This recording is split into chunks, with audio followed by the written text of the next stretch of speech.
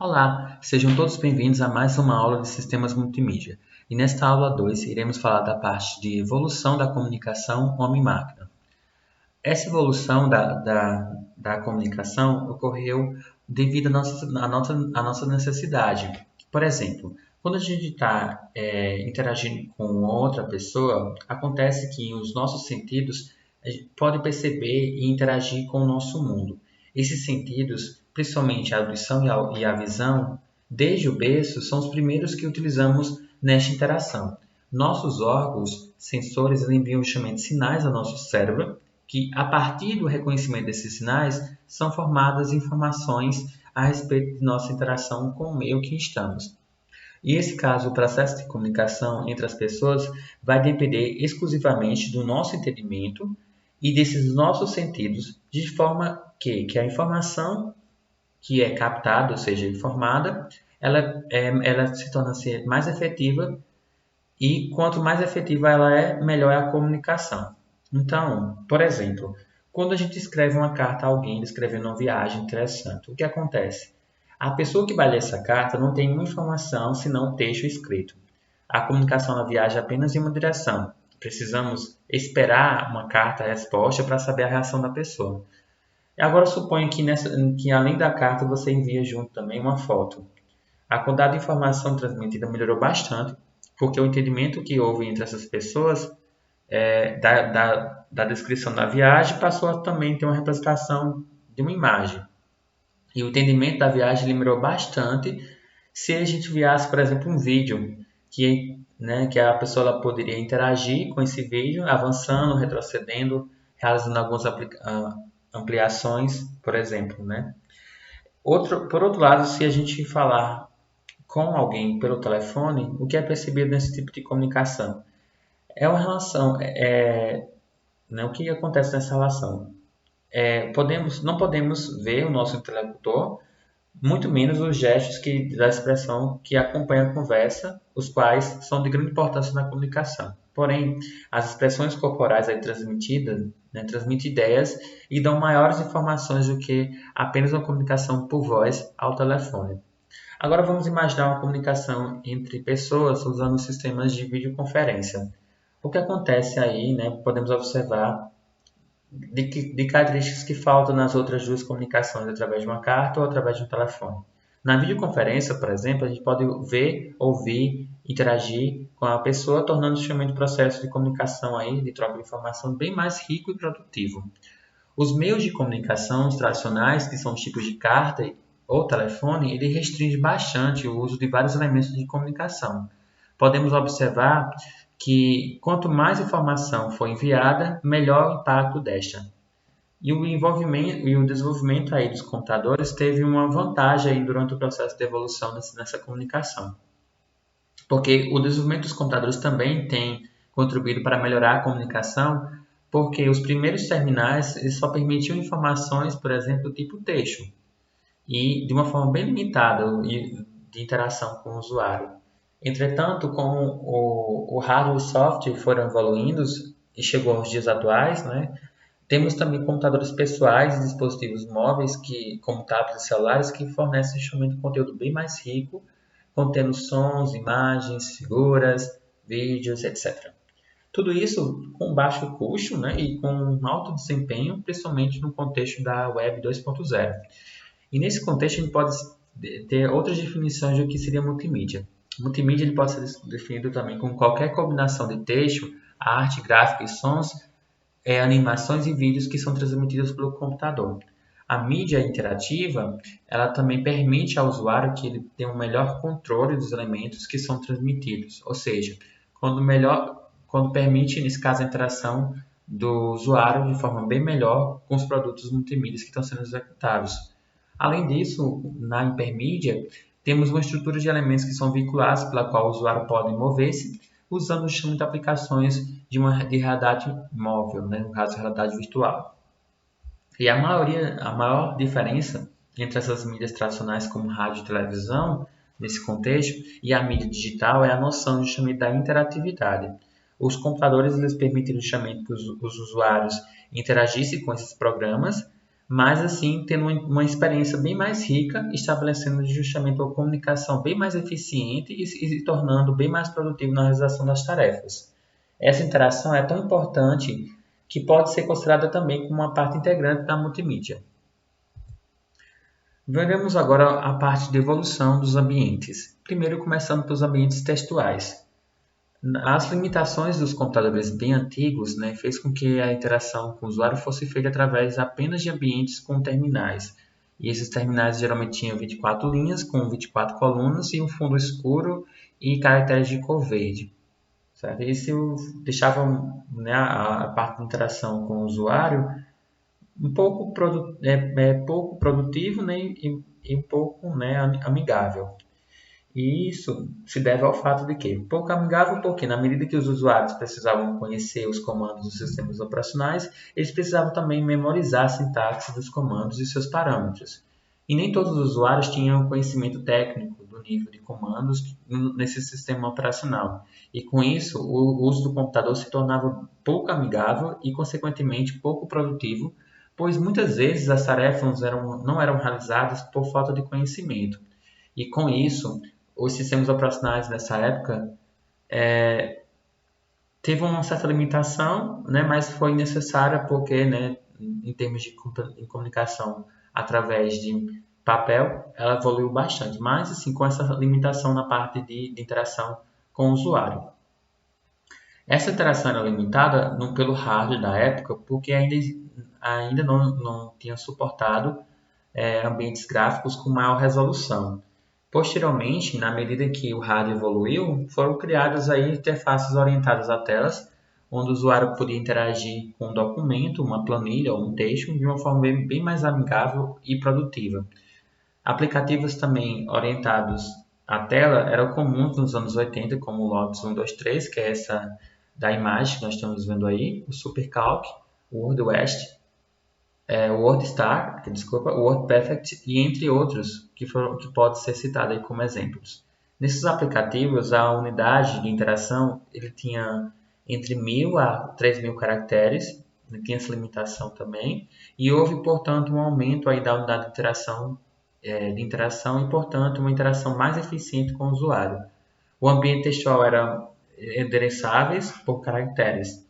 E os sistemas operacionais fazem justamente o uso da interface gráfica muito eficiente, produtiva e amigável para o usuário, diferente dos primeiros. Né? Pessoas sem qualquer treinamento técnico, eles podiam rapidamente aprender a executar tarefas comuns nos escritórios ou até mesmo em casa. Até mesmo crianças que podiam fazer o uso do computador para tarefas escolares, diversão ou qualquer outro tipo de comunicação com outra pessoa. Mas mesmo assim, os sistemas operacionais atuais não possuíam, por exemplo, interpretadores de comandos orientados à linha de comando, como o CMD no Windows e no terminal dos sistemas do Linux.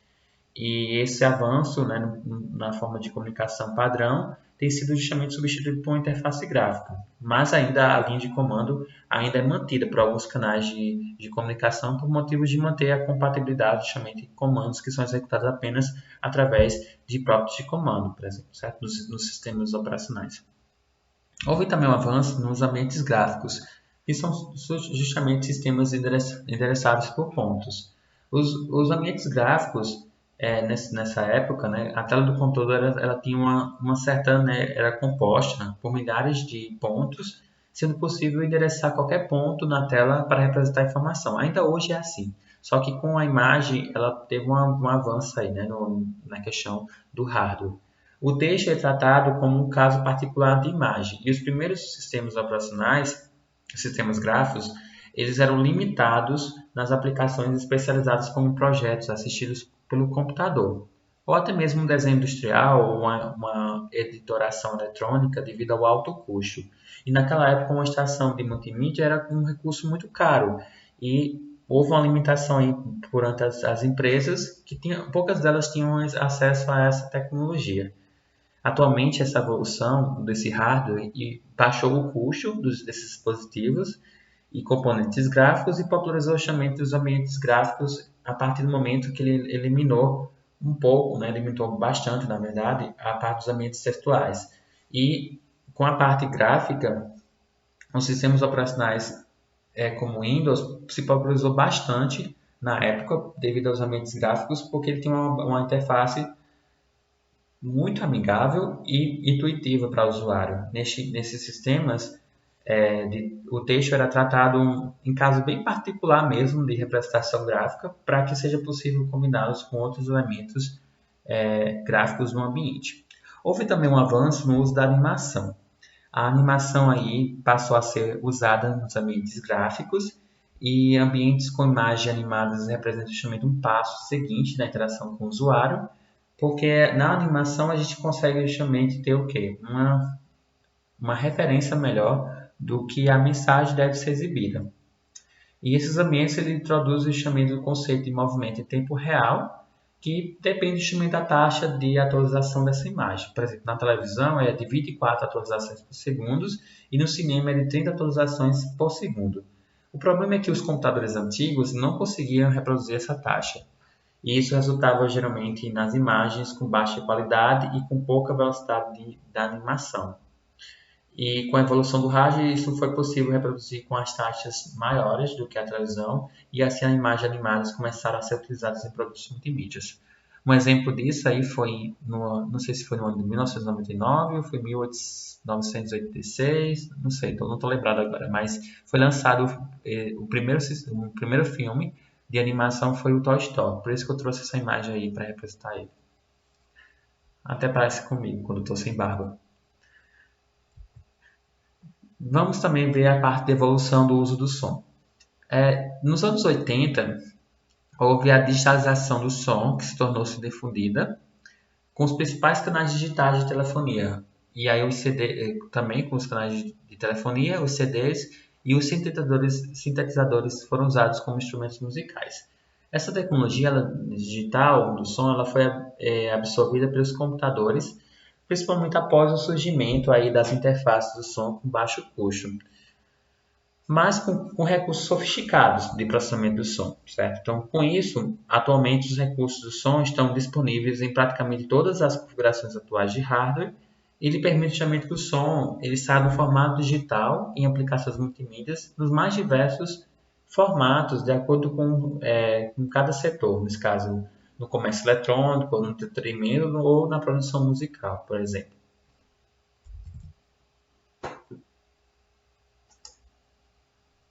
Durante esses avanços, nós tivemos também um avanço na parte da substituição da mídia analógica pela mídia digital. E essa tecnologia ela substituiu exatamente a tecnologia analógica, né, pela forma de tratamento que a imagem e o som tinha. Antigamente você tinha que gravar algo no CD e fazer a parte de formatação e edição e salvava no CD automaticamente. Hoje tornou-se mais fácil. Também a questão de tirar uma foto, por exemplo. Hoje, né, uma pessoa pode tirar várias fotos no celular e escolher só uma para postar, enquanto você antigamente não tinha essa possibilidade. Até tinha, né? Você tirava várias fotos, mas você acabava armazenando isso em um filme, por exemplo, e ficava né, difícil de fazer a manipulação direta lá né, com essa imagem. Então, hoje ficou bem mais fácil essa parte de interação, de edição, de salvar a informação mesmo no formato digital. E também isso favoreceu também por conta da redução dos custos e o esforço também que estava presente para tirar uma simples foto no processo analógico, por exemplo, certo? Além disso, o formato digital ele permite justamente que você consiga resultados do que conseguidos em ferramentas analógicas. Porém, no formato digital, você se tornou-se um padrão aí para a produção de conteúdos de áudio, vídeo e animações pela facilidade de acesso a essa informação.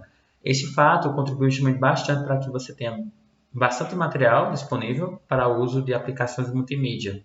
Também torna-se possível o uso esse uso à medida que o formato digital pode ser manipulado, por exemplo, por um software de edição de imagens, de vídeo, bem mais fácil.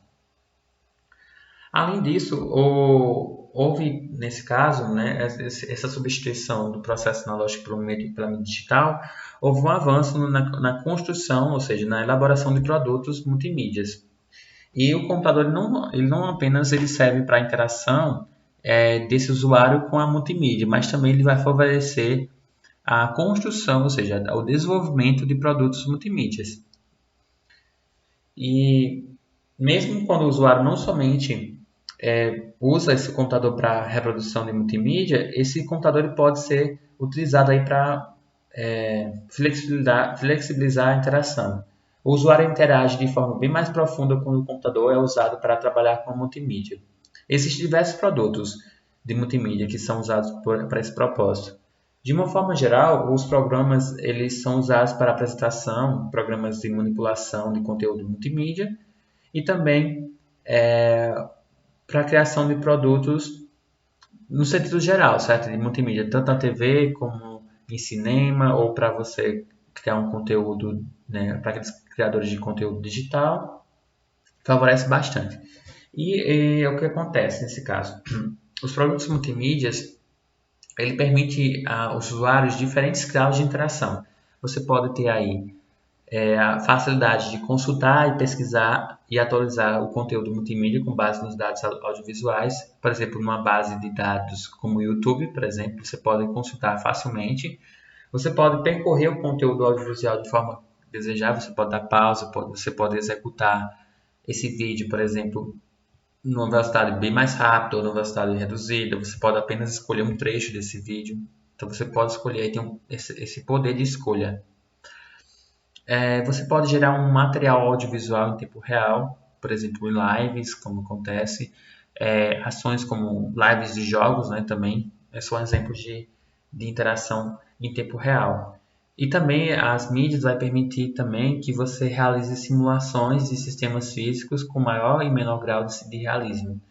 Aí entra o contexto de realidade virtual. Temos alguns tipos de produtos multimídia. Os produtos multimídia aí são classificados de acordo com títulos, aplicativos e sites.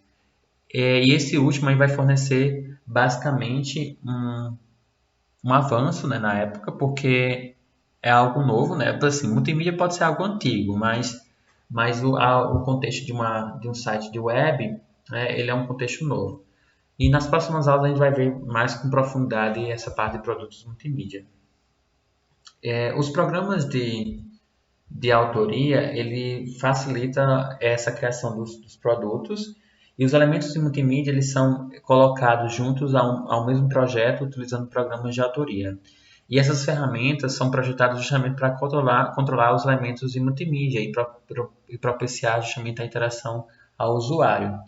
Alguns programas de autoria ele fornecem justamente o quê? Métodos para que os usuários interagem melhor com os projetos, um melhor gerenciamento dos periféricos e também uma facilidade para criar e editar textos e imagens, entre outros.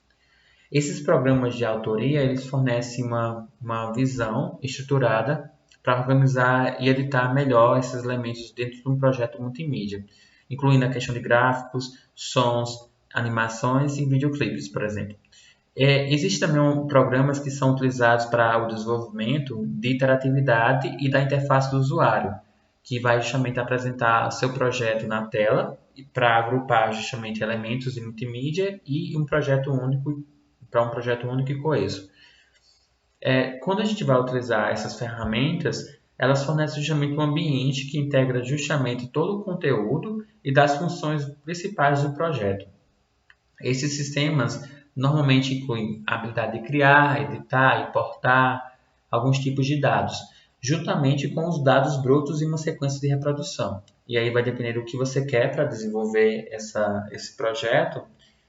E o programa ele tem justamente alguns objetivos que você, né, às vezes quer e alguns outros não tem a especificação que você quer, então vai depender basicamente dos seus objetivos. E ele vai fornecer para você um método ou uma linguagem estruturada e vai responder justamente às entradas que você quer.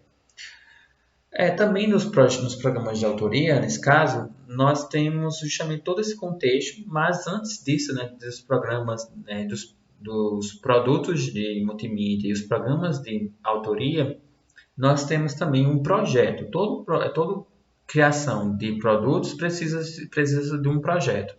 E um projeto de multimídia ele serve justamente para quê? Para desenvolver uma direção do seu escopo e o conteúdo. E aí você vai ter esse projeto para facilitar as entradas e se faz necessário justamente formar em nossa mente uma ideia clara, coesa, na medida que a gente pensa em vários métodos disponíveis que vai transmitir aquelas imagens, aquelas mensagens para o usuário.